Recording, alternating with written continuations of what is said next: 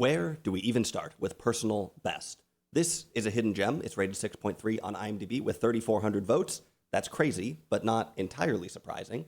I think this is a movie that is ready to be rediscovered, but are we ready to rediscover it? Maybe. There are a few strange aspects to personal best. This is a movie full of surprises. Truly, I did not know what I was getting myself into. There are a lot of facets, a lot of things to talk about. It has flaws. It's not for everybody, but ultimately, I'm really impressed by how deep and nuanced it is. Now, the small reputation that this movie has is not for being deep or nuanced. The first thing we need to do here is set the record straight. Personal Best is mainly known for the lesbian romance between Mariel Hemingway's character and a track star played by a real track star. This movie is rated R. It could almost be NC-17. This came out in 1982, not too far from Cruising or Victor/Victoria. Movies that were on the vanguard of the LGBTQ interest, sort of. Actually, I haven't seen either one. I've wanted to check both of those movies out to understand their legacies, but there are a lot of videos about them already. Further evidence that they're, in some way, salient. There's basically no reviews of Personal Best, on the other hand. Why is that? Honestly, I'm not exactly sure. The point I'm wandering towards here is that given how explicit this movie is, and given when it came out, so to speak, this movie was a bit ahead of its time. That's not the point. The point is that the way this movie is written about, the way that it's archived and remembered, cues people up to think about morals, makes people expect a controversial, polemical movie, a movie with something to prove or something to say or something like that. But if you take a step back and just watch the movie, you'll see that it isn't exactly what it is. This is actually a pretty understated movie, sort of. We'll come back to that. It's kind of a simple story in some ways, a story about some women training for the pentathlon and hoping to go to the Olympics. Part of the movie is a naturalistic and touching relationship between two of the athletes. Not really a moralistic movie, especially if you watch it in 2025. Perhaps it is affirming in some way. What is the point of, what's at the heart of this movie? A lot of different things, really. First, it's a sports movie. This list isn't in order, but Robert Towne, he almost only directed sports movies, mainly movies about running, in fact. Makes you wonder, what was he running from?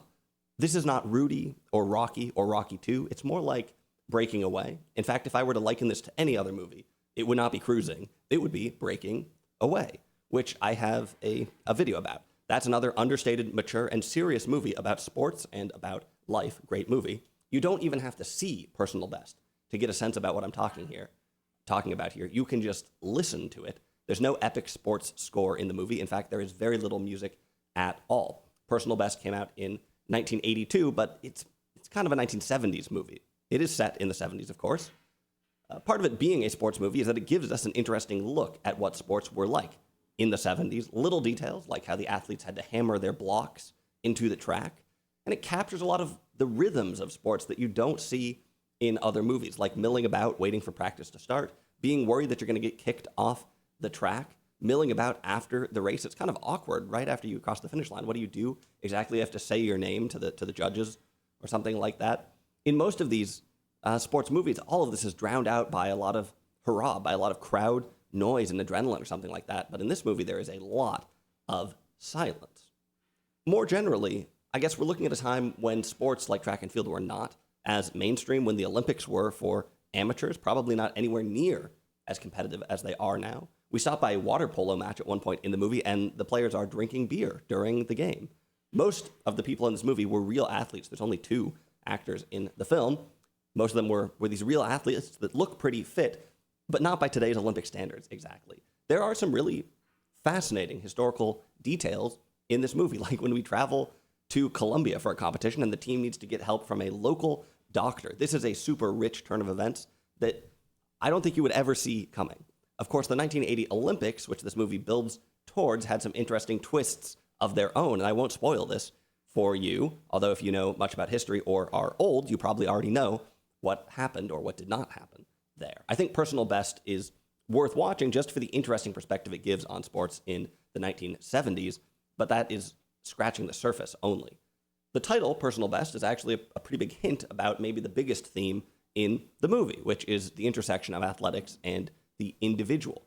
It's sort of hard to put this into words, I can say a few obvious things, like in the pentathlon, you use your body, your individual body, with its history, its obligations, its urges, and you enmesh this into some sort of structured event. You know, if the pentathlon didn't exist, someone would look pretty silly going to a park and doing all the events on their own.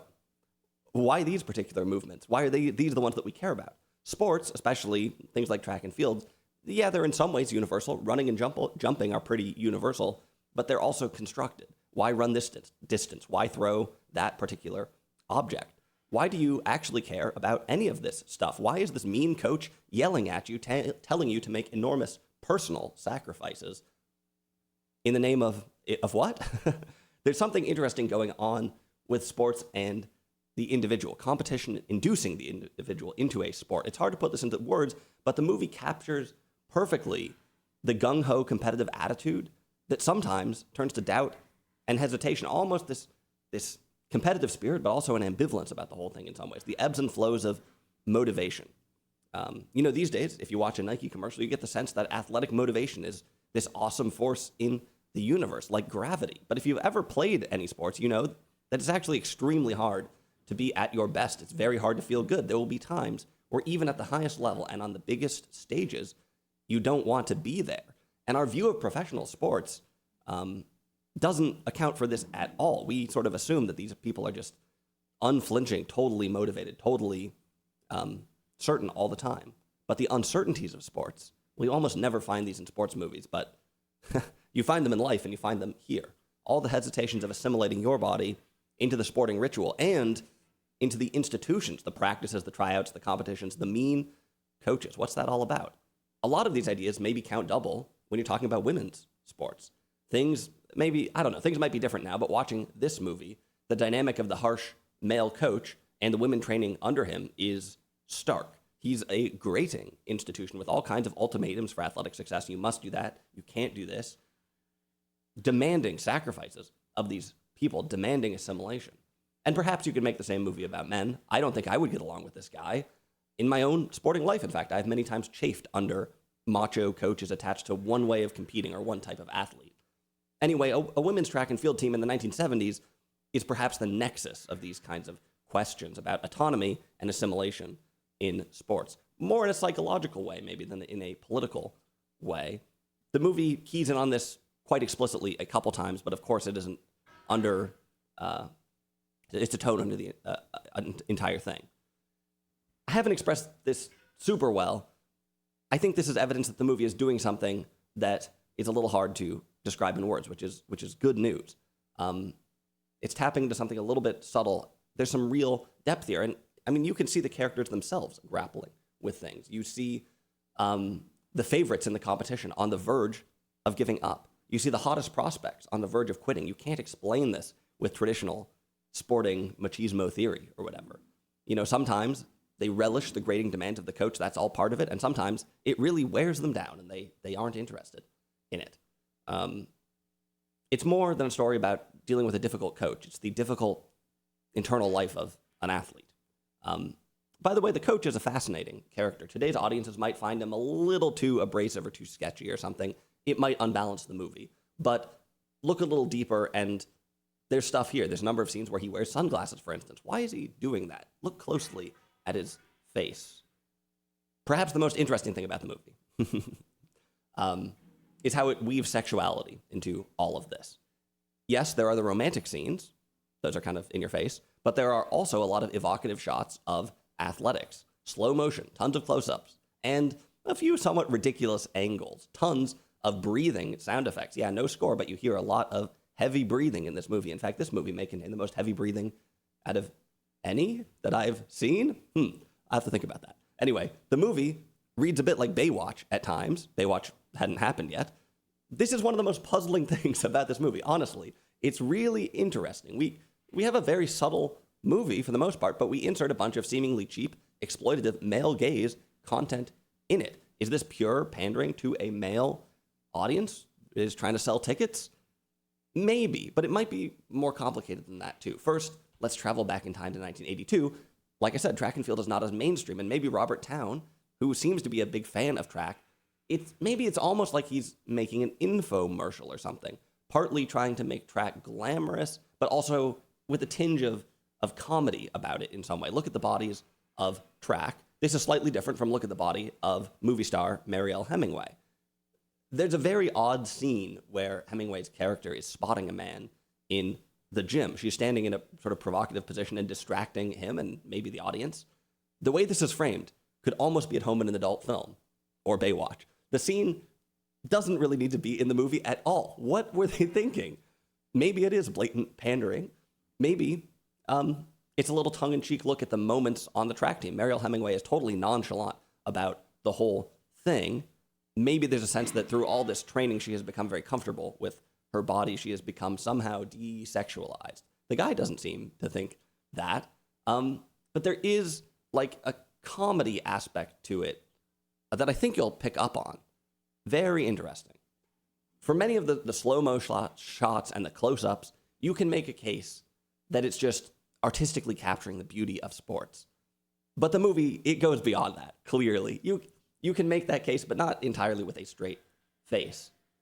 What is going on here? Another puzzle piece could simply be that sports actually are sexual. Think about your high school track team. The boys and the girls out there together in their track clothes. You probably wouldn't walk down the street like that. And everybody is there to run really fast, right? But probably there's sexual energy there as well. And that isn't to say that everyone's going to kiss or that anything untoward will happen. But some corners of the experience are likely to be sexual. Why do people watch the Olympics? There's lots of different reasons. Part of it has something to do with the bodies, though. Surely, in some way. There are all kinds of rumors about what happens in the Olympic Village. But wait, isn't sports all about winning, about discipline? The Nike commercial would have you believe that, but it's an ad for quite stylish sports clothes that maybe you wouldn't wear walking down the street. Why would the style of these matter at all? Interestingly, today, people care a lot about trans athletes in competitions on the surface. Maybe there's something about fairness there, but there's something deeper going on as well. You wonder if that is, in some ways, our generation's version of this movie. Not exactly, but complicated stuff. I'm not saying that everyone who watches sports or plays them is some kind of creep with their mind in the gutter. But clearly there is something sexual about athletics. And in fact, this movie is about couples, multiple couples, that meets through sports and the connection between their personal lives and the sport. That's inarguable. So maybe it's not that surprising that there are a lot of sexualized images of sports. Still, I will admit that it is kind of jarring, and they probably overdo it, but it's also one of the most fascinating elements of the film. What are they up to here? I will say that there is one absolutely bewildering scene with Hemingway and one of her partners in the bathroom, and you wonder, why did they put this in the movie? But then they do a hard cut to the opening ceremony of some athletics event, and you've been served this contrast of the personal and the sporting institution directly. That's why they put it in the movie. I understand if it feels like they take things too far. They probably do. For me, it's definitely not going to go unnoticed. And a lot of people, I think, seeing this movie will reach for the E word, exploitative, especially given that it's sort of pushing the boundaries in some ways. But I don't know. There's a lot to unravel there. If you've seen the movie, I'd be curious what you think. Now, there are some things about the movie that I'm happy to criticize. There's plenty of stuff that's just clearly bad. For instance, Mariel Hemingway is not a very good actor. Maybe there's a sort of childish frankness to her, but doesn't work for me. She's playing across from several non-actors, and she is significantly worse than them. Granted, they're kind of playing themselves. Patrice Donnelly is the most prominent non-actor, and she's really good. The movie feels, I think, pretty authentic. Movie's not very mechanical. You may have to fend for yourself a little bit for some of the context. It opens up with a title telling us we're in Eugene, Oregon, the home of eugenics. Then you're kind of on your own to figure out where you go from here, why they go to these various places and various competitions. They kind of spell it out at the end more. The end returns a little bit to the traditional sports grammar, kind of like the end of Breaking Away. But for the most part, the movie's kind of just wandering around. For some people, it might be too understated, too slow or whatever. But for me, just right. The opening credits, they've got no sound. Don't adjust your set. It's an early hint that this is a serious movie, I guess, something like that. I mentioned already that there isn't much music throughout the film. The music that is there isn't amazing, mostly songs from the time. I didn't love the selections. There's a cool Boz Scaggs song in the movie, though. That one is good. There's also a couple of moments of original score. One of these is absolutely terrible. It sounds like the demo sound on a toy keyboard from 1982. There's an extremely racist joke in the movie. There are some parts of the behavior of the coach and others that might seem dated, but possibly that's kind of the point of a movie capturing a moment, and again, would destabilize any attempt to read this as a particularly moralistic film, I guess. There are a couple of plot lines that go missing in the movie, like the relationship between Mariel Hemingway's character and her father, although there is a very nice and subtle return to this towards the end. I won't spoil it for you, but really a nice touch, and one that shows that this is a movie interested in subtlety, the way they end up handling that. But he does kind of disappear, to be fair. I don't have a lot to complain about with this movie. I think that's most of it.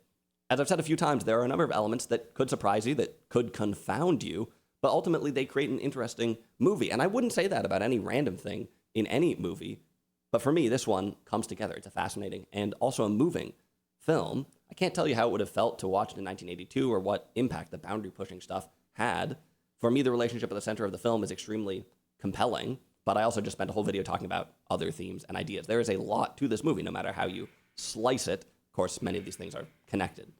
Anyway, I would like to learn a little bit more about Mariel Hemingway. It seems like she was in a number of somewhat racy movies at the start of her career. Lipstick, Star 80, things like this.